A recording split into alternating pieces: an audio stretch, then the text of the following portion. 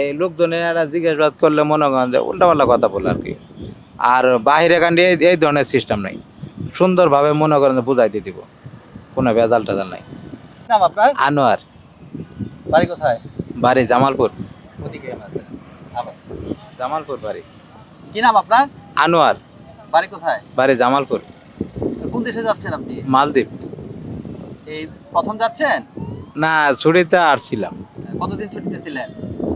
2.5 বছর আগে আসছিলাম। 2.5 বছর আগে ছুটিতে আসছিলাম।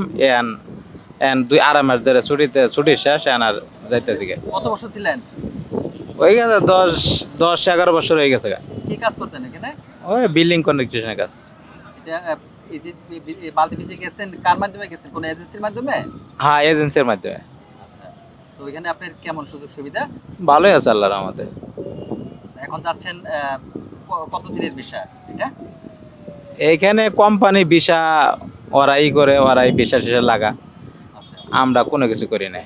এই প্রতি বছর বছর ভিসা লাগা কোম্পানি। 1 বছর পর পর রিনিউ হ্যাঁ, হয়। 1 বছর পর পর। পরিবারে কে কে আছে আপনার? আমার ওয়াইফ আছে, বাচ্চা আছে।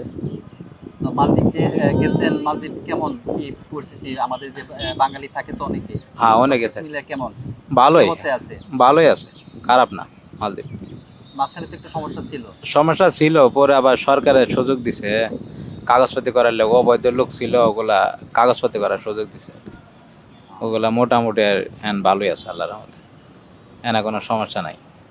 তো মালদ্বীপ তো একটা ছোট্ট একটা দেশ, রাইট? হ্যাঁ হ্যাঁ, তো ছোট। বাংলাদেশ হিসাবে মালদ্বীপ আপনার কেমন লাগতেছে? আমার হিসেবে বাংলাদেশতে মালদ্বীপ নিয়মকানুন ভালো। বাংলাদেশের মতো যে মনে করেন যে মারামারি কাটাকাটি এই ধরনেরই নাই, আইন কানুন ভালো ওই দেশে। এই যে আমাদের দেশে যে এই যানজট, এরকম নাই, ছোট দেশ না, এরকম নাই। ওই যে মালের রাজধানী মনে করেন, দূরত্ব তো রাস্তা নাই, এরকম জামজাট নাই, ভালোই আছে, খারাপ না।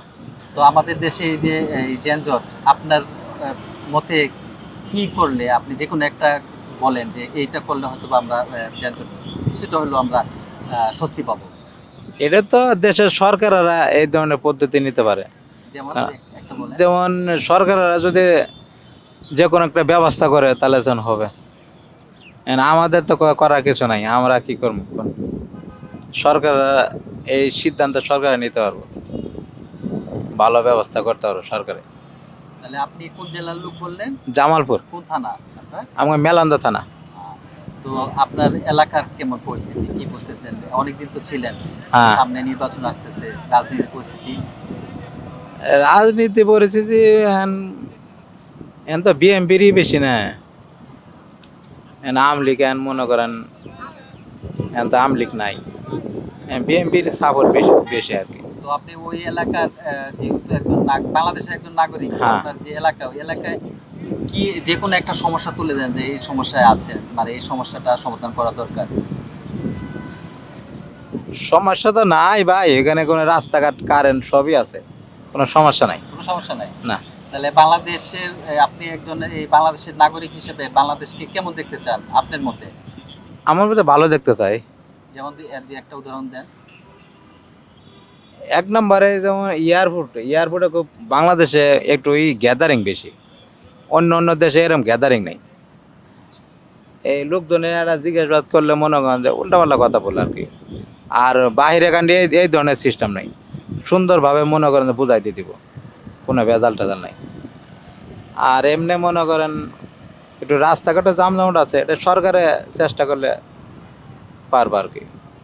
ধন্যবাদ আপনাকে। হ্যাঁ, ওকে।